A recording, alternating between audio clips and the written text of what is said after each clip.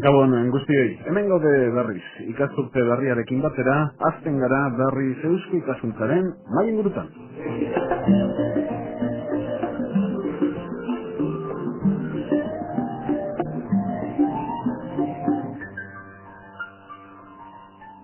Muy buenas noches, empezamos temporada de buen humor, como siempre, a finales de septiembre, y lo hacemos hablando de nuestros hijos y de su educación.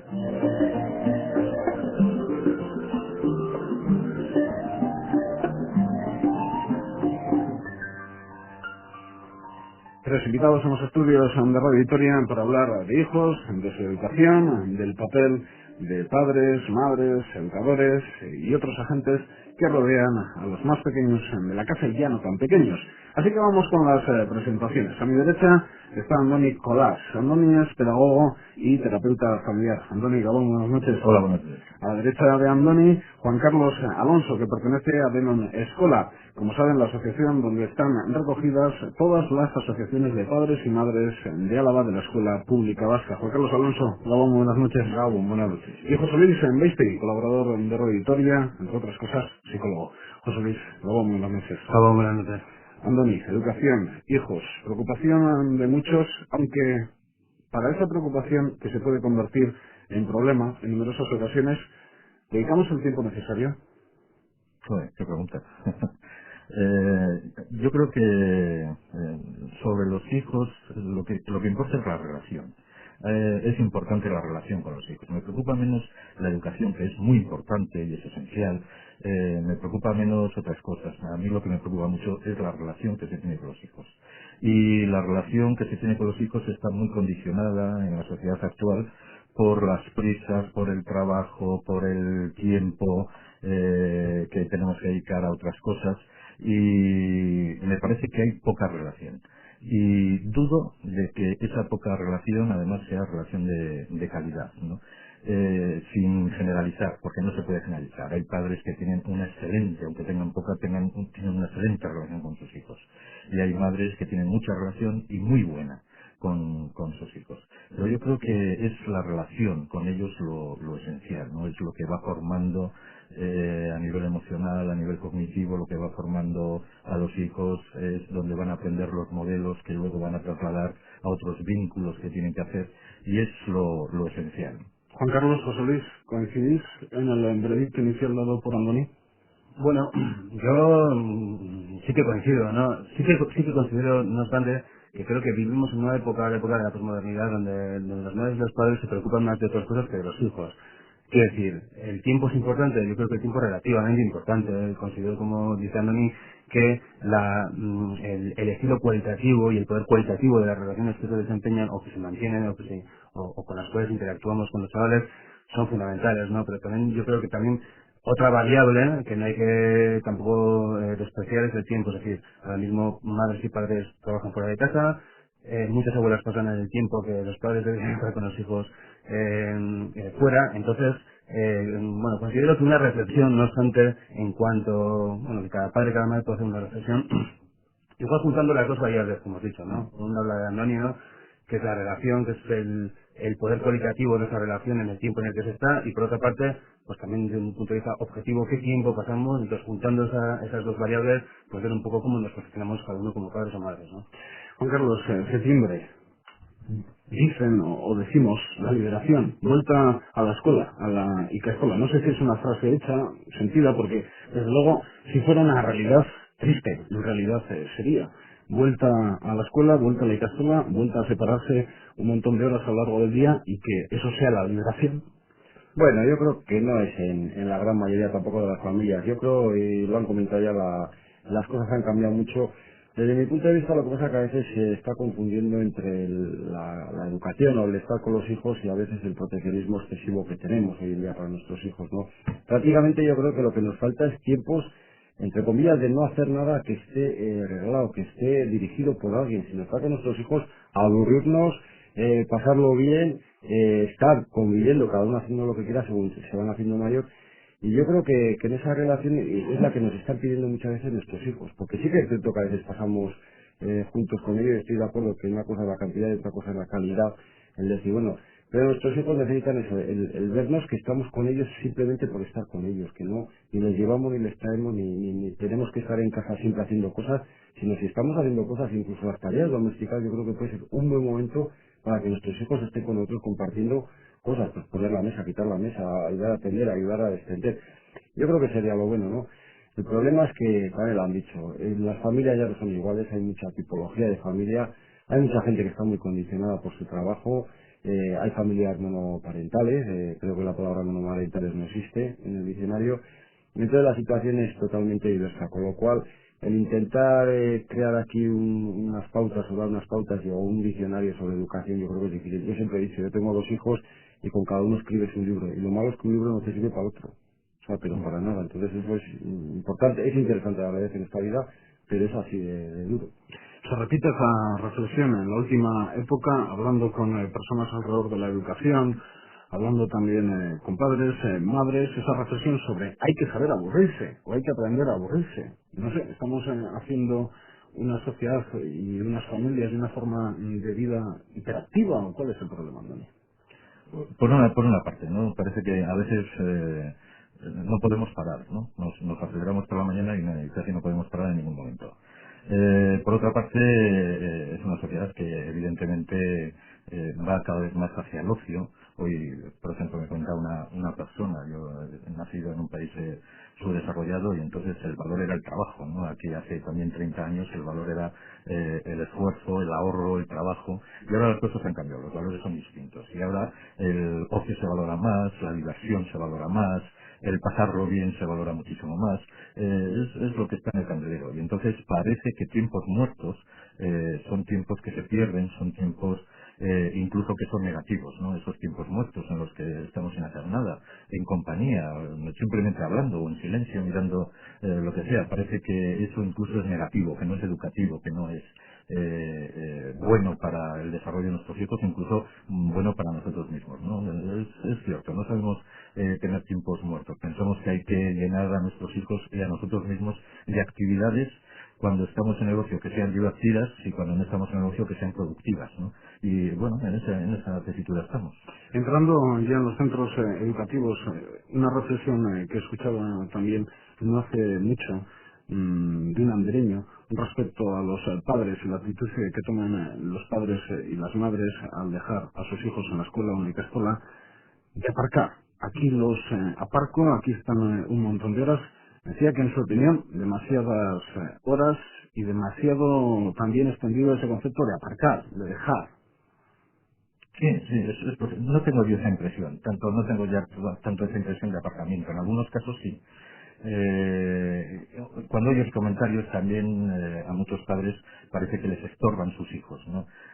Cuando ves cómo reglan, por ejemplo, todas las actividades extraescolares, pues parece que también lo hacen para pasar el menor tiempo posible con ellos. Y Quiero pensar que es por razones de trabajo. pues yo también lo quiero pensar, pero a veces da la sensación esa de que los hijos molestan o que cuando están con nosotros no sabemos qué hacer con ellos o nos obligan a hacer actividades que no nos gustan, que no estamos a gusto con ellos o nos obligan a activarnos de una forma que estamos cansados y que nos molesta, ¿no? Que no queremos hacerlo. Yo supongo que quiero pensar también que pero a veces en el fondo hay esa especie de impresión de que sí, de que los hijos cuanto más tiempo fuera de casa y cuanto menos nos molesten y cuanto menos esfuerzo nos exijan, pues muchísimo mejor, ¿no? Y es algo de lo que no me puedo desprender del todo, aunque soy de naturaleza optimista, pues siempre tengo ese fondo, ¿no? Yo ahí tengo que romper una lanza por las familias, ¿no? A veces da la sensación de eso, de que parece que apartamos a nuestros hijos en los centros escolares y puede haber gente que lo piensa así. Pero creo que también tenemos una barrera a las propias familias para entrar en los centros escolares, una barrera psicológica, una barrera que no es física.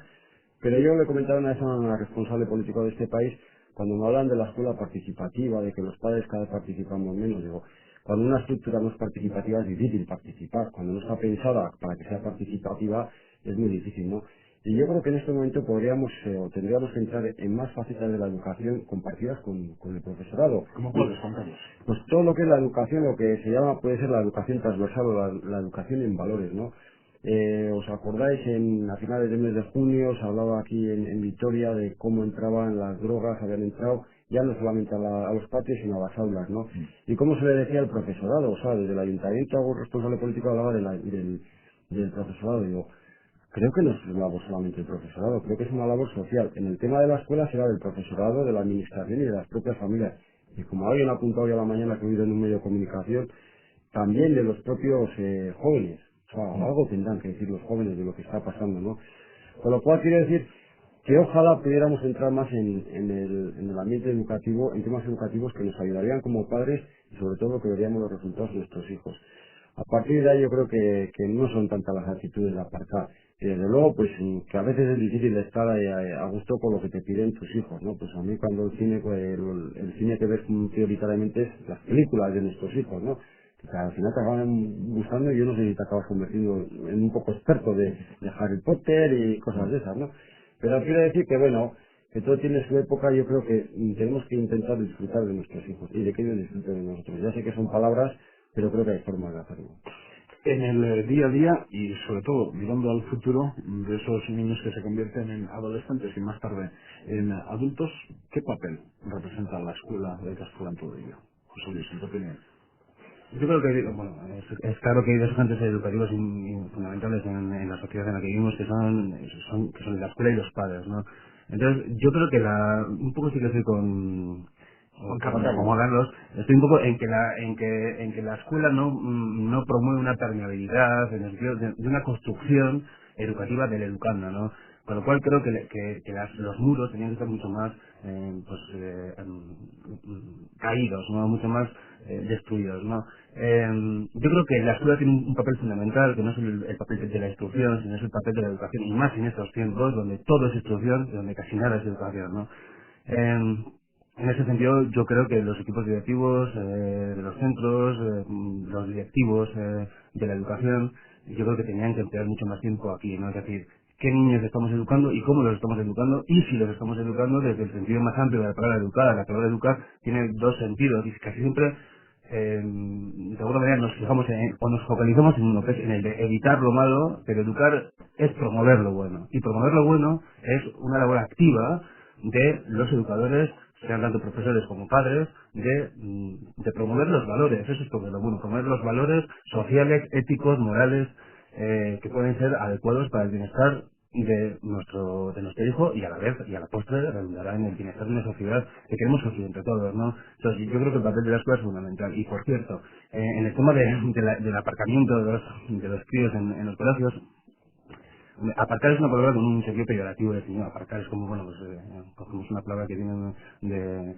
dejar los coches en un garaje. Entonces, bueno, ya tiene un componente peyorativo, ¿no? Pero yo conozco a madres que realmente quieren dejar a los críos 4 horas en el colegio porque es que están totalmente estresadas y es un momento de recuperación energética casi. Es decir, mi hermana el otro día dijo, estábamos en el monte de una comida y dijo, cuando empiece septiembre, que descansada me va a quedar estando 4 horas por la mañana en clase y 10 por la tarde. Pero claro, es que mi hermana la ve, y es que tiene 2 chavalicos de 3 años, bueno, agobiantes de alguna manera, y entonces claro, es que está saturada, o sea, está saturada todo el día, no tiene tiempo para ver el periódico. Bueno, es mi hermana y mogollón de madres que puede haber, que conocemos todos, ¿no? Es decir, que tiene que haber una recuperación de alguna manera energética. Yo no digo que sea la mejor. Yo creo que este problema viene de fondo, es decir, quién nos ha enseñado a ser padres, quién nos ha enseñado a ser padres, qué tipo de respuestas damos a los chantajes afectivos, ¿verdad? Que nos queman. Bueno, hay muchísimas cosas, ¿no? Pero quiero decir que hay un sentido del aparcamiento, para entendernos en ese término, bueno, que puede estar, incluso, o sea, que puede tener una cierta lógica interna, ¿no? De lo que son los procesos propios dinámicos de lo que es un padre o una madre. Andoni, si un centro educativo, un profesor detecta un problema en las aulas o en el recreo, tiene que notificarlo, como es normal, a los padres, pero una vez han detectado el problema, ¿los padres son los que tienen que solucionar el problema o el centro educativo puede hacer muchas cosas. Hay centros educativos que pasan el problema a la familia y si me sigue dando este problema, olvídate de nosotros. Yo creo que son ámbitos fundamentales los dos y que hay que trabajar en conjunto para solucionar cualquier problema de cualquier hijo alumno o hija alumna, ¿no? Y que estaría cojo si los profesores echasen toda la carga a la familia, que tiene que hacer un trabajo esencial, y no puede delegar las funciones de parentalidad, y que también estaría cojo si fueran los profesores los que tuvieran que asumir toda la carga de solución del problema. Y por ejemplo, drogas en el patio, por poner un ejemplo, notificación a casa, este es el problema. Si esta conducta se repite, será expulsado. sí. Si el profesor y el centro educativo lo vive como simplemente un problema normativo de que se ha saltado una norma esencial del colegio, va a echar la culpa a los padres y va a decir controle a sus hijos. Pero es que las cosas no son así. Hay un problema personal, hay un problema familiar, hay un problema educativo, hay un problema social, y entonces la familia, los educadores son agentes sociales importantísimos y tendrán que unirse para tratar el problema. Y solo así se va a poder solucionar el problema. La familia quizás sola no lo puede hacer, pero los profesores solos tampoco. Y si se ponen la pelota en el tejado del otro, pues tampoco, ¿no? Hay que aunar esfuerzos y pensar que estamos trabajando todos por el bien del menor, por el bien del chaval. Y que las responsabilidades hay que repartirlas y asumir cada uno las responsabilidades que se tienen. Y que los esfuerzos hay que conjuntarlos y actuar todos en la misma dirección. Este tema es un tema que Juan Carlos Alonso lo sigue muy de cerca, el tema educativo. Yo no sé si la forma de llevar las cosas por estos lares es la que se repite en toda Europa occidental, o esa comunicación entre padres y educadores en otros puntos es mucho más fluida y mucho más transversal, como decías. Bueno, yo no soy un experto en educación, soy en todo caso un experto moderado como padre, ¿no? O un leído en educación. No, yo lo que quisiera decir, y es una teoría que yo tengo y que probablemente no tenga nada de científico, pero yo estoy convencido de una cosa, que en la medida que existe una relación por parte de las familias con el centro, el tanto por ciento de problemas a los que pueda estar sometido tu hijo o tu hija disminuyen proporcionalmente. Quiere decir que familias que están interesadas por lo que pasa en el centro, que familias que van a hablar con el profesorado sobre qué pasa con sus hijos si hay problemas, o que simplemente si no hay problemas que hablan con el profesorado también, porque también hay que decir que hay profesorado que tiene una virtud, es decir, no te hablan solamente de que tu hijo tiene problemas, sino también te dice, oye, tu hijo va muy bien, o tu hija. Eso es importante también, ¿eh? Porque parece que cuando nos llamen tutor o una tutora, tiene que ser para problemas, ¿no? Decir, oye, va bien, habrá que estimularle para que siga bien, tanto en los estudios como persona, ¿no? Yo lo que hemos comentado antes, que desgraciadamente, y lo has comentado tú, la escuela en este momento es formativa, o sea, de contenidos, ¿no? Porque, ¿y qué pasa con el profesorado? Claro que le gustaría muchas veces meterse en otros temas de valores, de educación y en otro tipo de cosas sexuales, de salud, etcétera, pero ¿qué le evalúan al alumno y al profesorado? Las notas, lo que sabe de geografía, lo que sabe de matemáticas, de euskera, de castellano, etcétera. Nadie te puede decirlo así, mira, tu hijo, pues es un poco así gastón en matemáticas o es malo en matemáticas, pero mira, es un mediador en conflictos, o es un líder en la clase, o es una persona con unas dotes artísticas, etcétera. Nadie le va a evaluar nunca para eso, y nadie se lo va a valorar, ¿no? Y desgraciadamente, al final, nos hacen entrar a los padres y a las madres en esa rueda, es decir, ¿qué tal tu hijo? Pues mal. ¿Qué tal en las notas? No, ¿qué tal como persona? Joder, pues un chaval majísimo. No te va a Tiene bajar. una creatividad, sí, pero que no pasa a cabo, ¿no? Exactamente, quiere decir que yo no sé, yo en mi vida lo he vivido así, yo estudié una cosa y estoy haciendo otra en esta vida, y digo, es que creo que hay que diferenciar las dos cosas, y ojalá lo podamos hacer, y sé que en todos los casos no es posible, ¿no? Pero a lo que voy, que yo animaría a las familias ahora desde pequeñas, desde que entran en los centros educativos, a buscar parcelas en lo que es la educación en la escuela, y creo que incluso el profesorado, a veces, si es capaz de ver que hay una buena intención, de que la gente viene con buenas intenciones, pues se sienta aliviado, se sienta apoyado, porque a veces tiene mucho miedo a contarte cosas de tu propio hijo. La parcela es participar en la asociación de padres y madres, pocas parcelas más uno ve libre. El consejo escolar, en las actividades que se organicen, en las reuniones de curso, con las tutorías, etcétera, y inventar nuevas formas. Probablemente tengamos que inventar nuevas formas. Yo creo que estamos muy encorsetados, eso es una estructura demasiado rígida, el sistema educativo. Igual hay que inventar nuevas cosas. Yo creo que hoy en día una forma de participar son las asociaciones de padres y madres, pero siempre he dicho que invente otra, si es válida, vamos, chapó. Y yo creo que no podemos defender la estructura, sino tenemos que defender los objetivos. Me imagino que cuando hablas con las personas que dirigen la educación en Euskadi, todos te darán la razón. Otra cosa es si se dan pasos para inventar esas nuevas fórmulas. Lo que pasa es que es una tradición que viene desde muy lejos. O sea, hay vicios muy adquiridos y que es difícil de romper. Lo que pasa es que vas viendo actitudes personales o en el mejor de los casos grupales de profesorado que está convencido de que la escuela hay que cambiar. Y bueno, y además hay también, en este momento, y comentábamos tú y yo antes de la entrevista, el tema de que ya la gente hoy en día piensa, tiene propuestas, la gente de la calle, no hace falta ser político, y el de que, bueno, que hay en este momento un grupo de familias cada vez más extendido que opta por no escolarizar a sus hijos, por lo menos en el sistema de enseñanza. Yo creo que... Hasta los 6 años, dices. Y a partir de los 6 años. Y a partir de los 6 Aparte, años. una situación totalmente ilegal, conocida, pero que es una opción más. Y desde luego no lo hacen por negligencia, no lo hacen por... Incluso tienen ellos lo que podríamos llamar su propio proyecto educativo. Eso es importante. Quiere decir que empieza a haber más opciones que empiezan a cuestionar la escuela. ¿Cuántos son, Juan Carlos? Aquí, numéricamente, cuantitativamente todavía no, pero yo me da la impresión de que como esto se difunda, se conozca, puede ser una corriente importante en nuestro, sobre todo en esta sociedad, que yo creo que en ese sentido siempre es capaz de apostar por iniciativas pioneras, ¿no? Alguien te plantearía, pero ¿qué futuro, por ejemplo, laboral les espera a esos chavales? ¿No Muy educacional? bueno, muy bueno. Yo te digo una cosa, Ismael, si en este momento o el profesorado se distingue por algo en el sistema educativo, o tenemos otras muchas herramientas para que nuestros hijos se puedan formar académicamente. Otra cosa es la educación. Pero creo que estaremos de acuerdo que hoy en día tenemos instrumentos. Hombre, a mí me parece muy importante la labor también de socialización que puede tener la escuela, pero que la pueden suplir otras entidades formales e informales. Quiere decir que en este momento el profesorado se tiene que dar cuenta que tiene que buscar algo para hacerse imprescindible en el sistema educativo. Lo que pasa es que el grupo de población que es pequeño, que está optando por no escolarizar, son gente muy implicada en la educación de sus hijos, son gente muy interesada y son gente que opta responsablemente por eso. No es lo que No es lo habitual. no es lo habitual.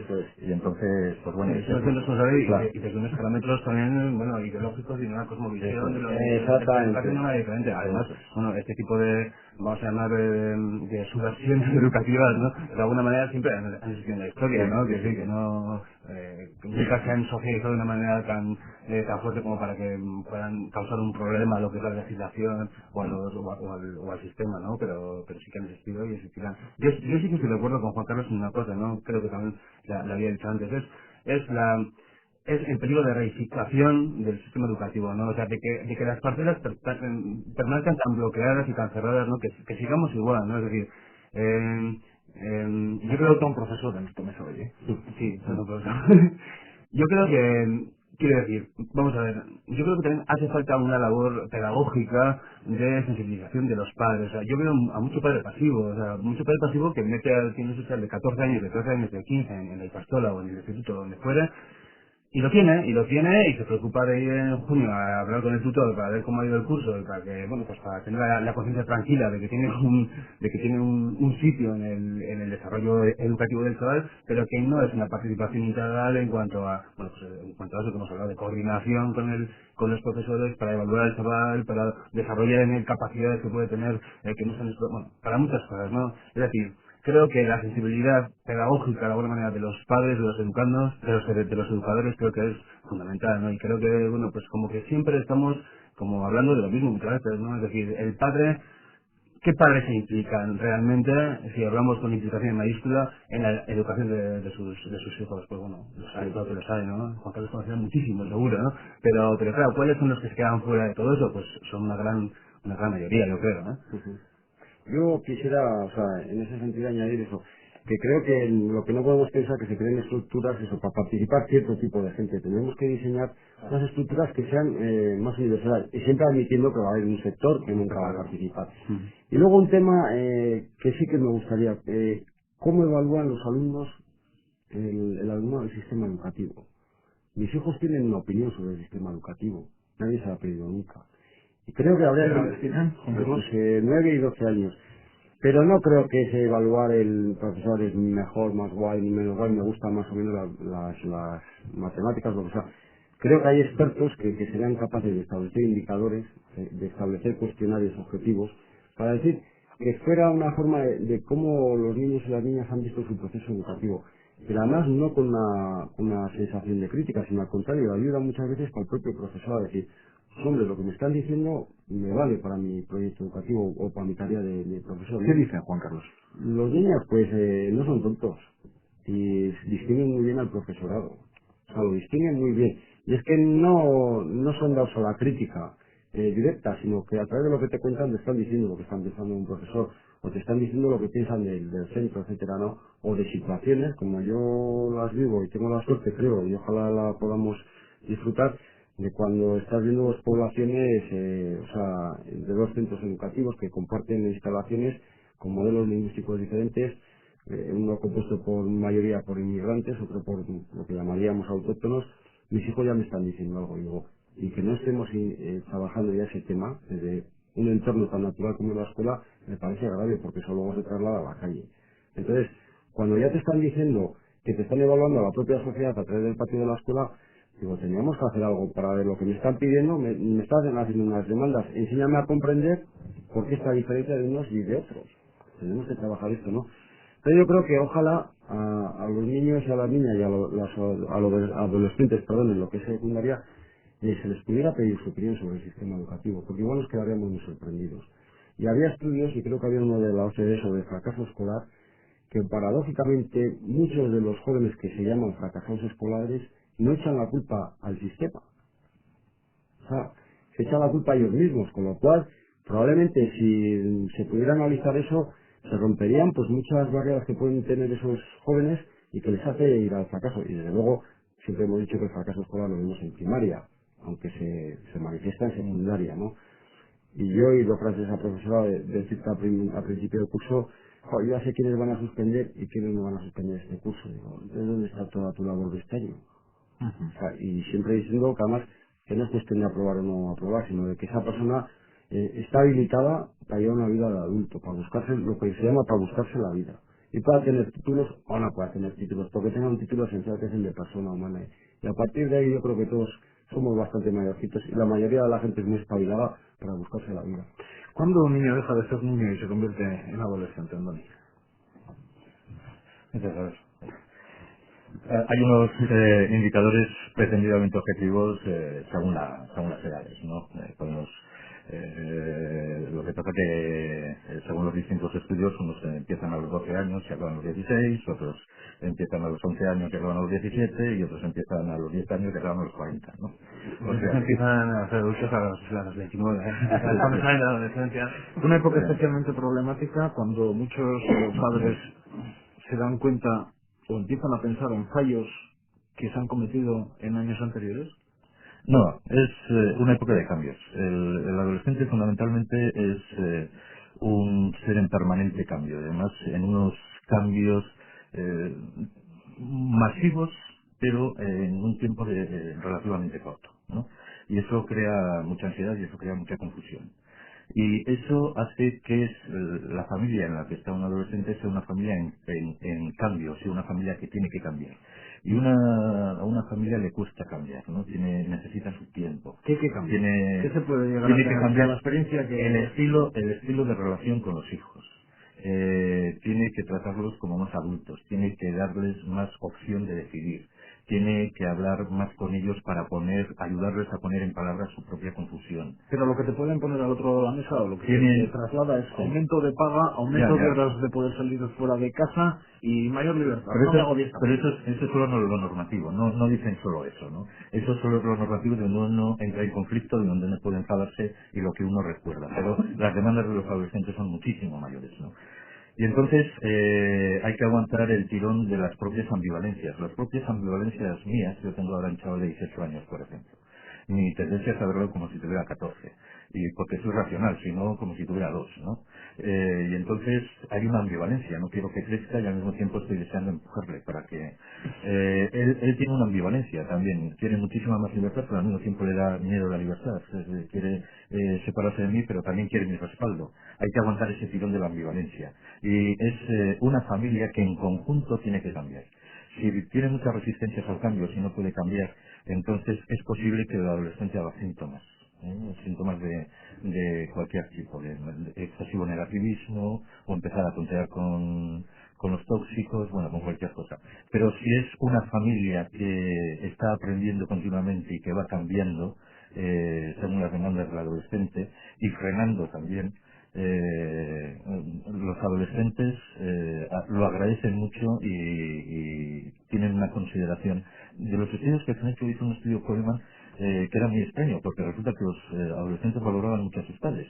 Y entonces él decía, contrariamente a lo que se piensa, los adolescentes valoran mucho la opinión de los padres en cuestiones esenciales. En cuestiones no esenciales es más importante la cuadrilla de amigos, ¿no? Alguien se puede tomar las palabras, ya sabes cómo es esto también de la radio y demás, escuchándote en casa, incluso en la cama a estas horas. Total, que me están diciendo que tengo que hacer lo que dicen ellos. Pues esto no era así en mi época y yo bien recto y majo he salido. Sí, no, tienes razón.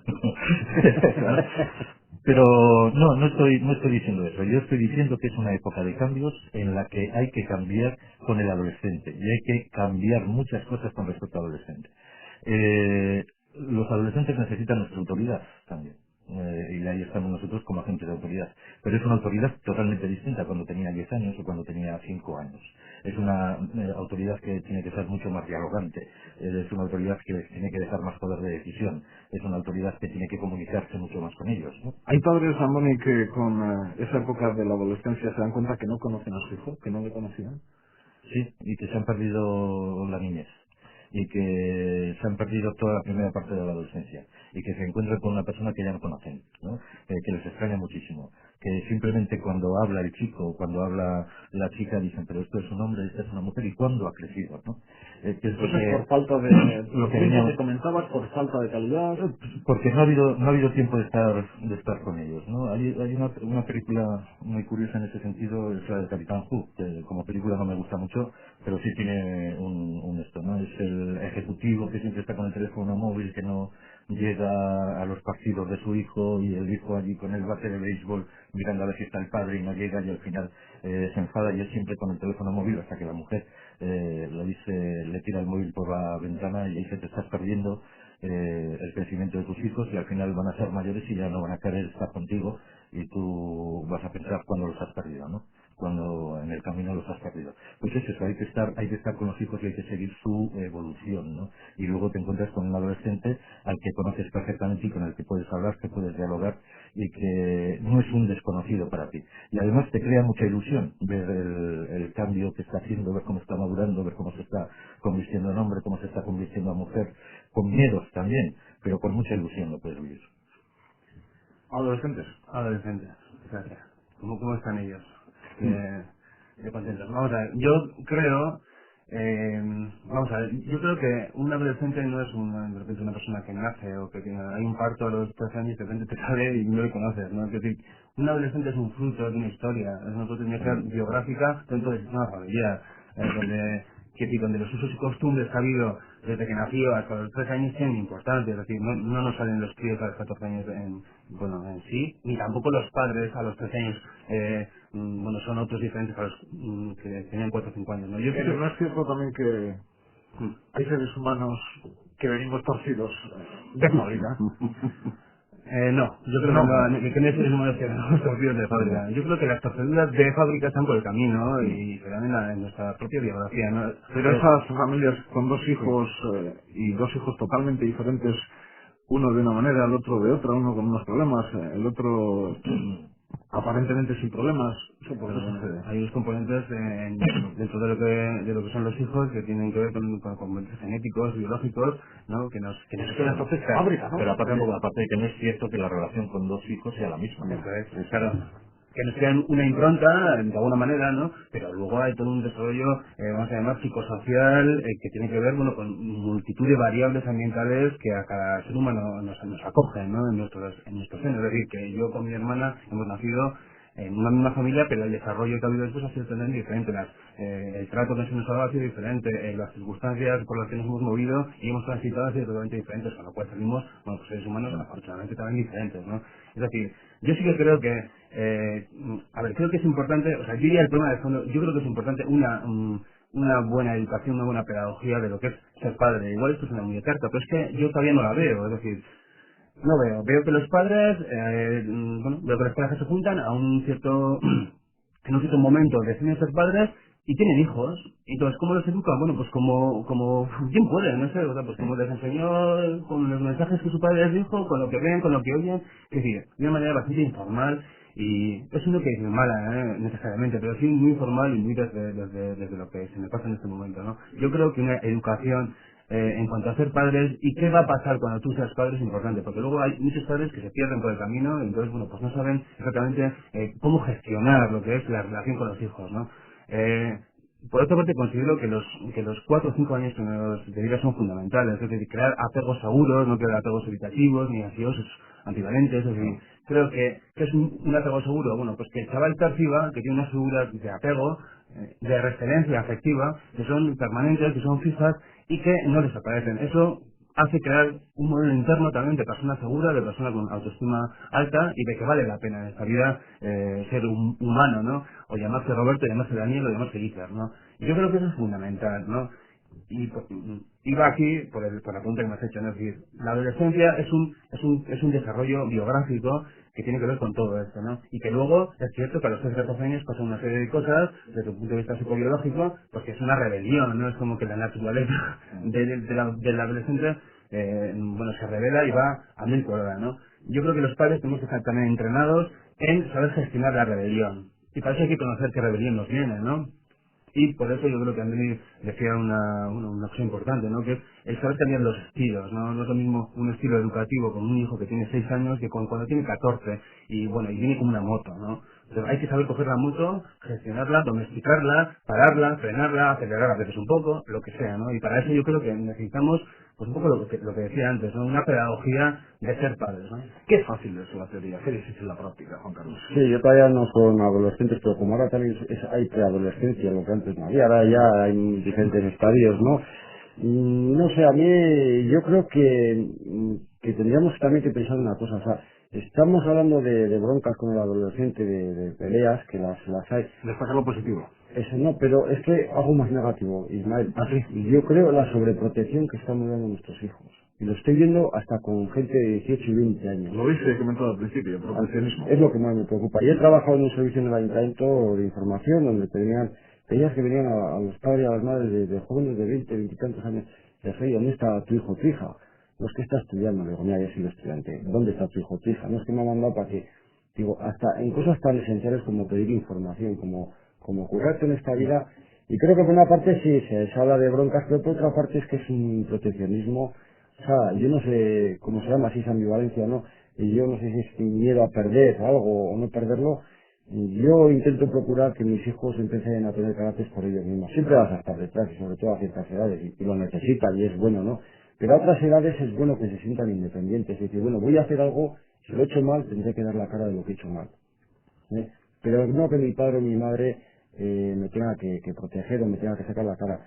Y volviendo al ámbito educativo, eso es lo que se están encontrando a veces muchos profesorados. O sea, que tienen que enfrentarse ya no solo al alumno, sino a los padres. Y dices, pero ¿cómo estamos llegando a esos extremos? En mi época, Juan Carlos, y en mi caso particular, el profesor siempre tenía la razón. Eso probablemente sea el otro extremo. Yo veo una cosa, mis hijos adoran a sus profesores. Y creo que no es que tengan razón, sino que se los ganan de alguna forma. Y si algún día a mí me han dicho algo de mis hijos, yo lo que he sido muy consciente que lo han hecho por el bien de mis hijos. Y que desde luego yo les he dicho, pues ahora la tarea es vuestra y es nuestra. O sea, pues si hay que corregir algo en mi hijo, será una tarea, pero porque la habéis detectado. Pero yo creo que no podemos proteger tanto y la palabra no, por mucho que se diga, tiene que estar presente. Yo voy a comentar cosas que he visto en adolescentes y es cómo apreciaban las amigas de una niña al padre de otra niña, y era el padre menos permisivo, el padre que menos le daba márgenes a la hora de volver a la hora de ciertas cosas, ¿no? Pero creo, claro, que veían que ese padre pues tenía una cierta preocupación por su hija, y sé que a veces, y eso es cierto que también existe una desidia en lo que es el tiempo libre, en lo que es que ahora mi hijo, que ahora mi hija, ¿no? Se puede negociar mucho el que vengas a las 9, pero no, si no sabes lo que has hecho hasta las 9, si no eres capaz de tener esa información, porque te la da tu hija, que no es tu colega, también quiero recordar eso. Yo no quiero que mis hijos sean mis colegas, sino que sean mis hijos, ¿no? Que a veces se confunden las cosas, pero no es tan importante la hora como que tú sepas o que te cuente el que ha hecho hasta esa hora. Y con el tema que has comentado, pues tú también, así de paso, pues el tema de las drogas, de la drogodependencia, que también en ese sentido confiemos en que nuestros hijos van a estar en contacto con ese mundo, y si les hemos dado una buena educación de la que sabemos, pero sobre todo les hemos dado criterios para elegir ante la vida, yo creo que tenemos que tener mucho menos miedos, y sin que nadie nos asegure nada. Estoy de acuerdo. Yo creo que ya mi colega adolescente es el que primero llegaba a casa, era el que peor estaba. Mira, yo creo dos cosas, un poco a la luz de lo que Vamos ahora, de lo que Juan Carlos decía, ¿no? Siempre nos estamos moviendo, incluso desde los grandes movimientos sociopolíticos, siempre nos movemos en dos ejes, que es el eje de la prohibitividad o de la permisividad, ¿no? Y el péndulo va a un lado o hacia otro, y además va, vamos, de una manera extrema hacia un lado o hacia otro, ¿no? Entonces siempre estamos jugando, ¿no? Siempre nos movemos en esos ejes, con lo cual al final es, bueno, jugar con esos dos ejes, ¿no? Sea por parte de que antes el profesor tenía toda la razón, ahora parece que la tienen los chavales, ¿no? Entonces, bueno, ¿no? Yo creo que habría que buscar una tercera fórmula que nos sirva de una manera un poco con más justo, ¿no? Es decir, yo creo que sí, es la comprensión de fenómenos y esa actitud de cultivo, de comprensión de las cosas que pasan, y a partir de una reflexión intentar, modular cuál es la decisión que uno toma, ¿no? Es decir, yo creo realmente, y además lo digo con firmeza, porque me parece que es así, creo que estamos malcriando a los chavales, y creo que nos están saliendo chavales malcriados, maleducados, y bueno, o sea, es decir, Quería terminar con eso. Si sí. los niños del siglo XXI van a ser niños más consentidos. Yo realmente creo que, y eso tampoco creo que tenga ninguna postura así esencialmente pesimista de lo que es nuestros niños, ¿no? Porque creo que hay otras facetas en las que quizás sí que hemos avanzado, ¿no? Pero sí que creo que nos están saliendo niños malcriados. Yo veo comportamientos y actitudes de padres y madres con una nula normatividad, o sea, no es que haya una mínima, ¿no? Sino es que hay una nula normatividad, ¿no? Donde el chaval hace lo que quiere, chantajea a los padres como quiere, y les saca lo que quiere, ¿no? Entonces, yo creo que como no cambiemos un cierto tipo, un cierto formato de actitudes que hagan que los padres, pues hagan, yo creo que como decía Juan Carlos, ¿no? O sea, más maduros y no, yo recuerdo, o sea, yo tampoco es que sea un castamal, ¿no? Pero yo recuerdo hace 15 o 20 años cuando yo era niño, los chavales estamos en los parques, y entonces ese proteccionismo del problema no existía, que tú sabes que papá y mamá estaban en casa esperándote, que te van a recibir cariñosamente, pero te pasas 4 horas en la calle, 4 horas en la calle creciendo. Yo creo que eso es educación, o sea, es pegarte un arañazo, que te peguen un golpe y tú se devuelvas, no sé, tío, es un poco es la educación de la calle, ¿no? Y yo creo que todo eso se ha perdido. O sea, yo ahora voy a la cita a un parque y es que no hay nadie, y si ahí son 5 chavales, como es un porro, ¿no? ¿Qué ha pasado, no? O sea, ¿qué ha pasado? Entonces yo creo que sí que es bueno hacer una buena labor diagnóstica para ver, bueno, dónde están las causas de los males, y, bueno, afrontar los males con las pócimas adecuadas. Hay un tema que también creo que nos tenemos que plantear, el deseo de nuestros hijos. Es que a veces no les damos ni la opción de desear cosas. Nos estamos adelantando a sus anhelos, a sus deseos, ya en cuestiones materiales, sobre todo en cosas materiales, ¿no?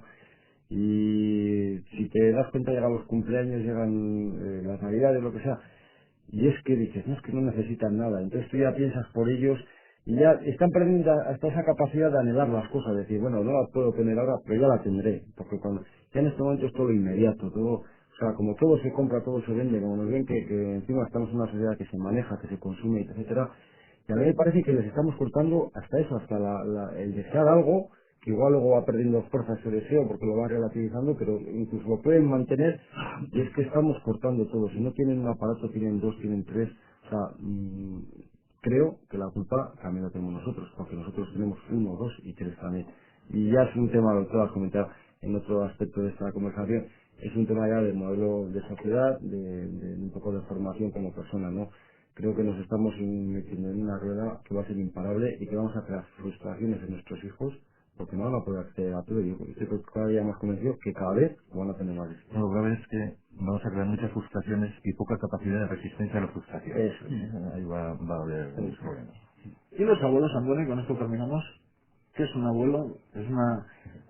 Hablaba, recuerdo todavía, en el Festival de Juegos de Vitoria-Gasteiz, han pasado ya meses, con un abuelo en la Plaza Juan de Ayala, dos criaturas muy formales, las dos sentadas, dos niñas tremendamente formales, más o menos de unos 3 y 6 años, y llevaba un llavero de la Mercedes, el hombre. Pues ya tenía aspecto de jubilado y le pregunté con el micrófono en mano, ¿qué es más duro? Que veo que es jubilado de la Mercedes. Sí, soy jubilado de la Mercedes. ¿Qué era más duro, hacer las furgonetas o cuidar a las dos nietas? Cuidar a las dos nietas, sin lugar a dudas. Excesivas horas, neto horas por todas partes. Por una parte existe eso, ¿no? Que a veces tienen que meter muchas horas y cumplir una función de ¿Cuál es el cuidador papel de los abuelos? Yo creo que puede ser fundamental, o que es fundamental el papel de los abuelos. Yo recuerdo haber tenido hace dos adolescentes que han mostrado los abuelos. Ellos comentaban que tenían una relación preciosa con los abuelos, que era una de las más importantes, aparte de sus padres, una de las más importantes relaciones que tenían. Las relaciones con los abuelos pueden ser muy bonitas. Otra cosa es que se introduzca el componente de obligatoriedad, en los cuales los abuelos sí pueden tener esa sensación de estrés por tener que cuidar a nietos, a nietas, porque hay una sensación de obligatoriedad. Pero no hay muchos abuelos, Andoni, que son demasiado permisivos. Es que la función de los abuelos no es educar a sus hijos, no es ponerles normas. La función de los abuelos es disfrutar de sus nietos. A sus hijos ya les habrán puesto normas, ¿no? A veces surgen conflictos entre los padres y los abuelos porque los padres consideran que los abuelos son demasiado permisivos. Pero es que no es función de los abuelos el introducir normatividad sin introducir. Lo que pasa es que, claro, si pasan demasiado tiempo con ellos y se les carga a ellos la responsabilidad de la educación de los hijos, pues van a tener que meter esa obligatoriedad. Hay que meter normas, ¿no? Y hay que reñir a las nietas en el parque, y hay que reñirlas acá, y eso es posible también que a ellos les disguste esa función, porque no, en principio no es su función, ¿no? Sino la de disfrutar de sus nietos, que ellos ya han normado y han educado a sus hijos como para tener que hacerlo con los nietos, otra vez, ¿no? José Luis Beistegui, Andoni Nicolás, Juan Carlos Alonso, a los tres muchas gracias y suerte en el curso que tenemos frente a nuestros ojos. Muchas gracias. Zuei badakizue, hasi gara berriz Eusko Ikaskuntzaren mai ingurutan ikasturte honetan beste gai batzuekin. Datorren astean, bate daki. Aio!